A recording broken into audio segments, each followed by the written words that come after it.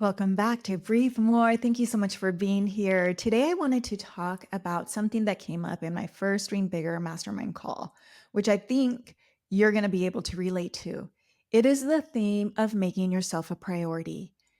Now, this group of Dream Bigger Mastermind, I have attracted all women, and each of them, they come from different careers. Some of them have their own businesses, some of them are corporate professionals, creatives. But one thing that most of these women struggle with is having time for themselves. And I'm not just talking about like alone time, it's making decisions that is thinking of their well being, their goals, their desires, their health, their peace first. And for so long, most of these women, like they have sacrificed everything for their job, their career, for taking care of their family. And so they're in a point in their life where their body's screaming at them. Like several of them have health goals that they want to achieve during the 6 months of Dream Bigger Mastermind. And so I wanted to talk about it because this is a big problem. It's not sustainable. And unfortunately, in our society, it's what's expected of us for us who identify as women, right? Where we're the doers, we're the caretakers. We're also the ones that solve so many of the problems. We're the ones that hold space for people, even for our colleagues. I've heard even for some of my clients, like bosses, which is so wild. So let's talk about that. Let's start to shine light on how this might be manifesting in your life. And then we're also going to talk about some things that you can start doing today in order to make a change. In the first call of my Dream Bigger Mastermind, the exercise that we did was this visualization exercise and a meditation that I guided them through to first take inventory of their life. What is going on? What's working? What's not working? Where's the tension? And then we went out into the future 6 months from now and intuitively just tapping in like, how do they want their life to look like? How do they want to feel? Basically, like, what do they want to work on in the next 6 months?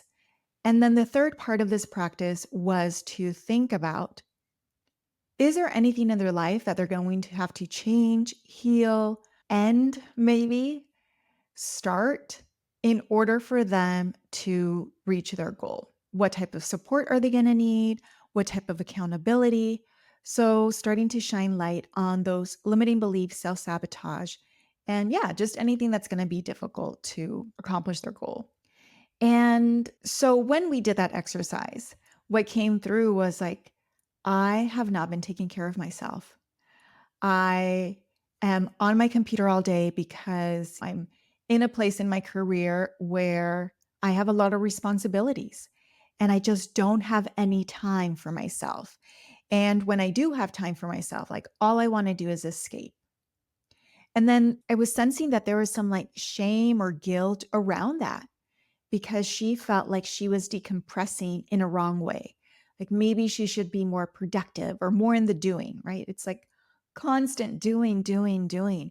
And I know for myself, that is something that I'm still unlearning of not constantly work or be active, that being still is safe, that I'm not being lazy. Because one of the things that how I grew up and the voice that always comes to mind when I do just want to rest is my mom's voice, where it's like, there's so much to do. Like, why are you laying down? No seas floja. Don't be lazy. Help me with this. Help me with that. And so growing up from the time I was little, like let's say 6 years old, 5 years old, that has always been expected of me. And so it unconsciously became a belief and a reality that it is unsafe to rest. And so I'm always doing. And I have done a lot of work with this, not just like with my mindset and healing and inner child stuff, but also somatic work with breath work and body work that I've gotten so that my body also has the capacity to receive the rest without having the anxiety in my brain immediately going to the what else do I have to do? What am I behind on? What did I do wrong? All of the negative thoughts that don't create a restful situation. So, one way that you not making yourself a priority, how it might be manifesting in your life is that overcommitment, where you're saying yes to everything, whether it's projects at work, responsibilities, outings with friends. I know I see that a lot with some of my women in mastermind where they don't want to disappoint their friends or their partner. Maybe their partner is a little bit more social than they are. And so they're always out, or there's this need or desire. It's like, let's just, I'm thinking of someone specifically who just moved. And it's like the sense of urgency of like, we just have to visit every surrounding area before winter comes. It's like, well, what if your body's like telling you it also just needs rest? And so what if we don't associate like just staying at home as wasting time? Rather, it's like something necessary that you need. With that comes burnout. So at this point, your body's physically showing symptoms that you are exhausted no matter how much you rest. You're always tired, you're feeling depleted. This also affects emotionally, not just like physically, but emotionally drained, like feeling like you can't think anymore or you just don't have any more to give. I mentioned the guilt about taking care of self because, well, there's so much left to do on the to-do list. Or if you have a family, if you have kids, like kids are so demanding. I'm hearing my my women in my mastermind, like they're driving their kids all over town and even the country, flying all over the country to take them to soccer games. And, that's a beautiful opportunity that you've given your kids, but also at what cost, right? Difficulty in setting boundaries. So you're having a hard time saying no or saying what you need. Again, the people just coming to you and taking, taking, taking, but they're not giving, or you're not allowing yourself to receive. Because that's the other flip that I see where people want to help. And then it's this like immediate reaction of like, no, I got it. I got it. Again, I'm guilty of this as well, where I'm also thinking, I'm like, it's just going to be so much easier if I just do it myself instead of training someone, or unconsciously, like the thoughts are, who am I if I can't do this on my own? Does that mean I'm weak? Does that mean that I failed? Does it mean that I'm struggling? Let me just push through.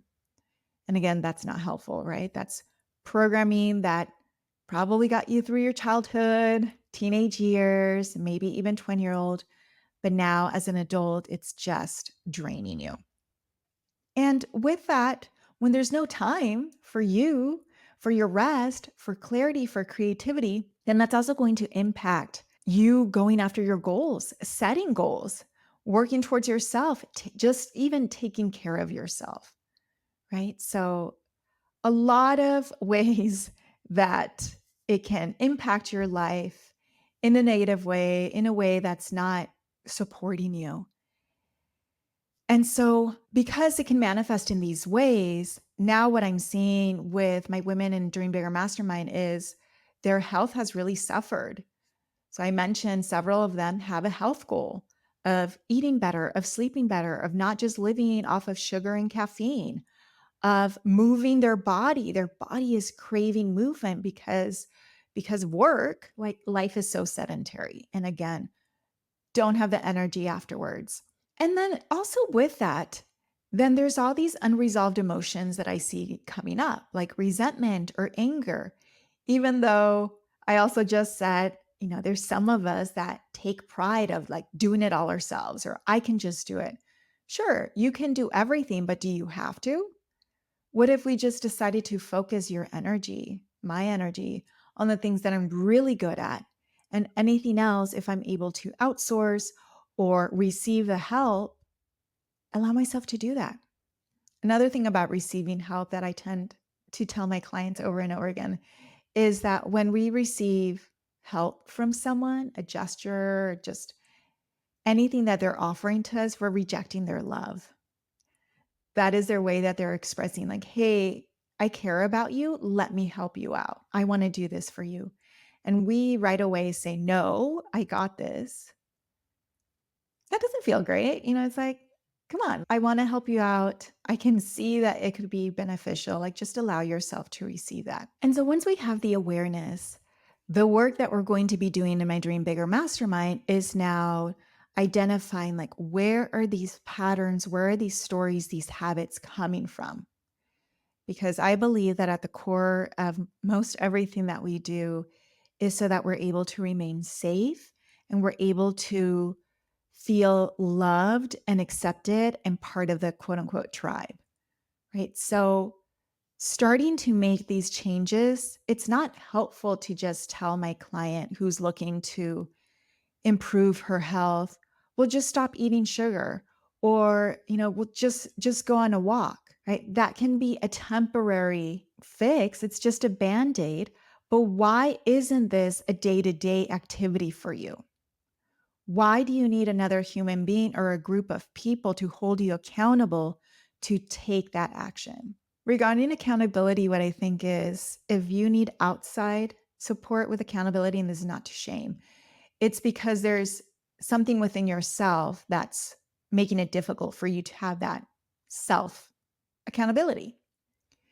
And so, again, a lot of times this comes to inner child work.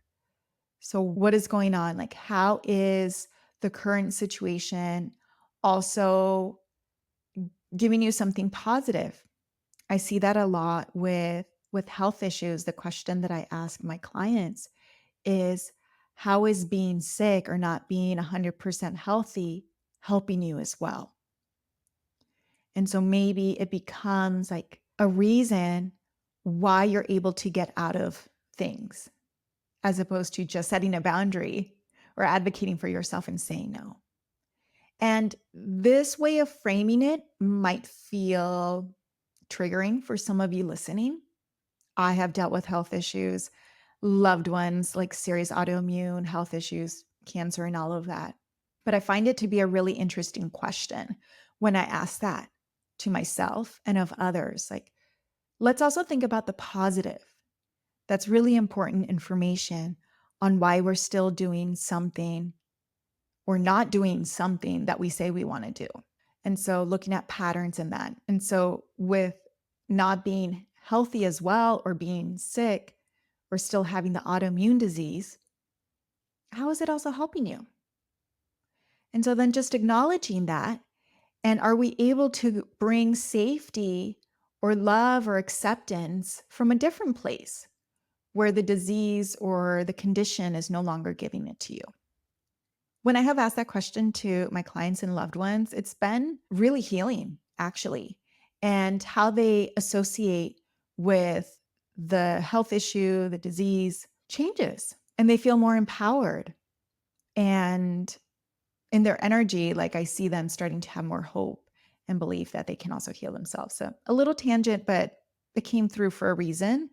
And so I just wanted to share. So the first step is once we have the awareness, is then doing the healing work and helping those inner parts of ourselves feel safe so that we don't have to go back to self sacrificing or being afraid that we're going to disappoint or lose someone's love or respect. Then from there, I like to start taking small actions, like little changes into our habit, and then integrating that so that now your body, your mind feels safe and also trusting it's like, okay, this wasn't that bad. Let me see if I can keep it up. Let me stay here for a while. And then maybe you add something new to your practice. So starting small is a big key to having consistency. And then some of my clients, they really do need to block out their calendar. They're so busy with meetings and outside obligations that they need to block it out. And so do that. I write it down in my calendar as well. It's like, okay, my intention for this weekend is to rest. So, what activities, if any, what does that look like? How do I want to feel while I'm doing that? So, block it in, put it in. Obviously, if you need additional support, ask for help, be in community that encourages that, that's not going to tell you that's lazy. And then also reframing what making yourself a priority means, right? And so that also would be part of the healing and talking in a different way, maybe asking your partner if you have kids, hey, I need an hour where I'm going to leave the house. Maybe you're just going to sit in your car, listen to music, scream. I don't know. Just time for you, but allowing yourself to give it and not making it need anything else than this is just what I need right now. This is what I want, and allowing yourself to have it. So, I'm sure we're going to be talking about this topic a lot more as the weeks unfold in Dream Bigger Mastermind. And also, just here for you, I would love to hear from you. If you're currently struggling with something in your life that you would like us to talk about on this podcast, reach out and let me know. Like, I would love to get some ideas of what you want to hear, how we can overcome, or maybe you even want to come on the podcast and we can do a live healing or coaching session. That would be really fun too. Ooh, I love it. All right, friend. I hope you're having a beautiful day.